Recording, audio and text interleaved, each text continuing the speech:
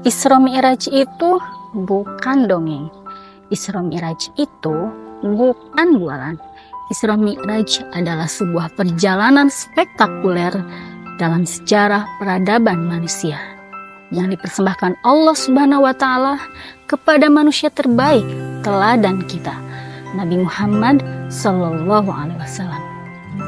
Apa, mengapa, dan bagaimana Isra Mi'raj itu dilakukan? Mari kita saksikan dalam fragmen demi fragmen.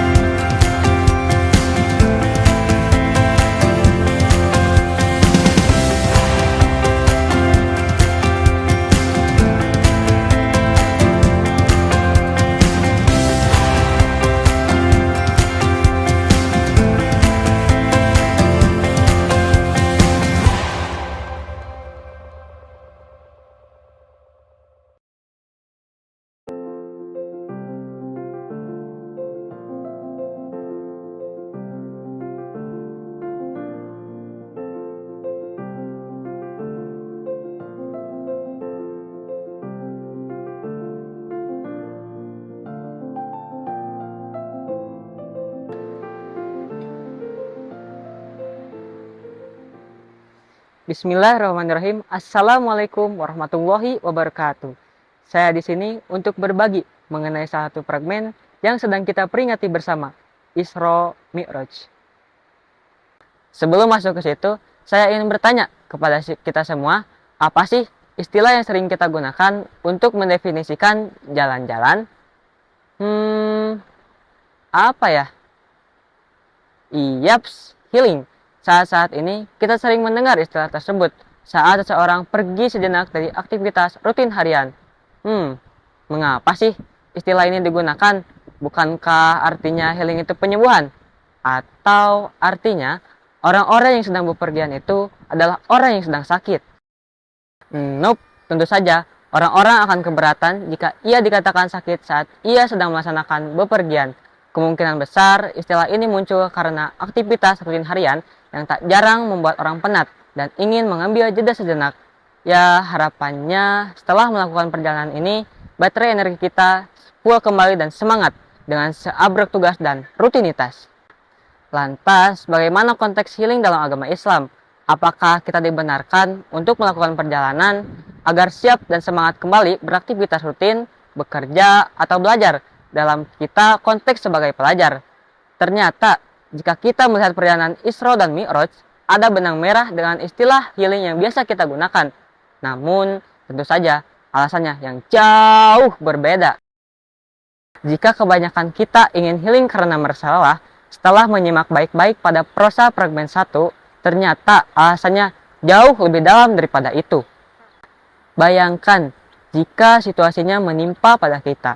Jangankan dilempari batu, didiamkan teman saja, kita sudah tidak tahan. Nah, di tengah semua ujian bertubi-tubi dan kehilangan support sistem terbaiknya, Rasulullah SAW diberi jeda sejenak oleh Allah Subhanahu wa taala. Rasulullah SAW mendapatkan kesempatan istimewa untuk melakukan traveling yang belum pernah dilakukan oleh manusia manapun dan tidak akan dilakukan oleh manusia manapun, baik dari segi destinasi, jarak tempuh, waktu tempuh, teman perjalanan, dan kendaraan yang dikendarai, semuanya amazing. Malam itu, Rasulullah SAW dibangunkan oleh malaikat Jibril, lalu keduanya pergi ke Masjidil Haram. Di sana, Rasulullah dibelah dadanya dan dibersihkan dengan air Zam-Zam oleh Sang Ruhul Amin, mungkin agar beliau siap menerima pengalaman di luar nalar. Lantas, seekor hewan bersayap putih besar, yang lebih besar daripada keledai dan lebih kecil daripada bigol, tiba di hadapan. Ia pun disuruh merunduk oleh malaikat Jibril agar ia bisa ditunggangi oleh Rasulullah SAW. Sampai Jibril memukul punggungnya dan berkata, "Apa yang menyebabkan engkau bersikap demikian liar? Demi Allah, tidak ada orang yang paling mulia yang akan menunggangi engkau kecuali beliau, Nabi Muhammad." Lalu Buraq mengucurkan keringatnya karena malu. Lalu ia pun merunduk dengan patuh.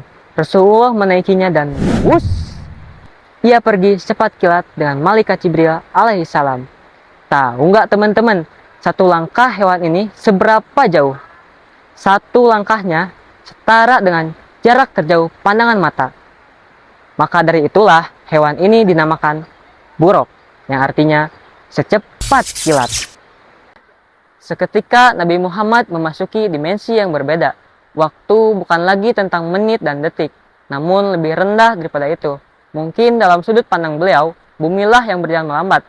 Tiba-tiba Nabi berada di suatu tempat yang menjadi kiblatnya kaum muslimin saat sholat, Masjidil Aqsa. Selepas beliau menambahkan tali pada salah satu dinding untuk mengikat buruk, beliau memasuki masjid. Lalu apa coba yang beliau lihat? Seluruh nabi yang pernah diutus Allah dalam sejarah kehidupan, dari manusia pertama sampai Nabi Isa alaihissalam, menyambut Nabi Muhammad untuk memimpin mereka sholat. Peristiwa ini hanya terjadi satu kali di bumi. 124.000 nabi berkumpul di satu tempat bernama bumi Palestina. Dan dari sini kita tahu bahwa betapa sayangnya Allah kepada sang nabi. Dihiburnya beliau dengan mendatangkan para pendahulu, seakan-akan Allah ingin menyampaikan pesan bahwa beliau tidak sendirian. Nabi-nabi yang menyambut pun sambil tersenyum. Nabi juga melewati kesulitan serupa, namun mereka menggenggam amanah itu sampai akhir. Ada nabi yang wafat karena dibunuh umatnya, ada nabi yang dicaci maki kaumnya selama ratusan tahun, ada nabi yang nyaris tidak memiliki pengikut, ada nabi yang ditinggalkan oleh keluarga dan kaumnya, dan masih banyak lagi.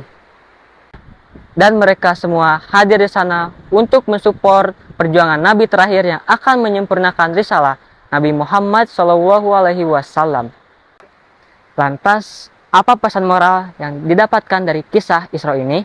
Pertama, jika kita mendapatkan ujian yang menurut kita berat, maka lakukanlah perjalanan. Perjalanan yang dimaksud tidak mesti perjalanan fisik, namun yang terpenting adalah perjalanan spiritual.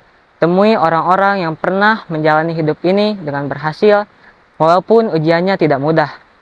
Contoh, jika kita merasa sakit, kita bisa mengingat kisah Nabi Ayub alaihissalam. Jika kita merasa lonely, kita bisa mengingat kisah Nabi Ibrahim, Nabi Yusuf, dan Nabi Muhammad SAW.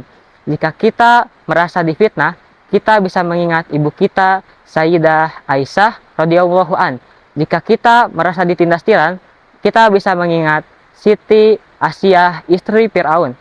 Perjalanan tentu bisa dilakukan secara fisik, sebab Al-Quran menganjurkan hal demikian. Lakukanlah perjalanan di muka bumi, dan lihatlah bagaimana kesudahan orang-orang terdahulu. So, dalam konteks Islam, healing itu disunahkan, sebagaimana ketentuan dan syarat tadi berlaku. Bukan hanya sekedar foto-foto dan diupload di medsos. Duh, sayang banget kan waktu dan uangnya. Padahal kan seharusnya baterai energi kita full kembali, bukan malah capek dan malas melanjutkan tugas. Kedua, mengapa Rasulullah SAW tidak langsung ke Sidratul Muntaha dari Masjidil Haram? Dari sini kita tahu bahwa Masjidil Aqsa yang selama ini digaung-gaungkan oleh Yahudi sebagai milik mereka tidaklah benar. Masjidil Aqsa sebagai simbol pesan dakwah dari Nabi Adam sampai Nabi Muhammad SAW adalah sama, yakni Islam.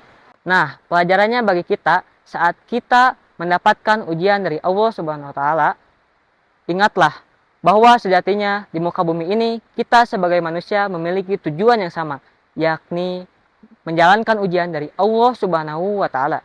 Jadi dari kisah Isra ini, semoga kita dapat mempelajarinya, bukan hanya memperingatinya saja ya teman-teman. Semoga setelah memahaminya, derajat kita bisa naik setahap demi setahap sebagaimana disimbolkan dalam kisah Mi'raj Rasulullah SAW. Billahi fisabilil haq, alhamdulillahirabbil alamin, wabillahi taufiq wal hidayah. Wassalamualaikum warahmatullahi wabarakatuh. Saya Muhammad Raihan Rudiansyah.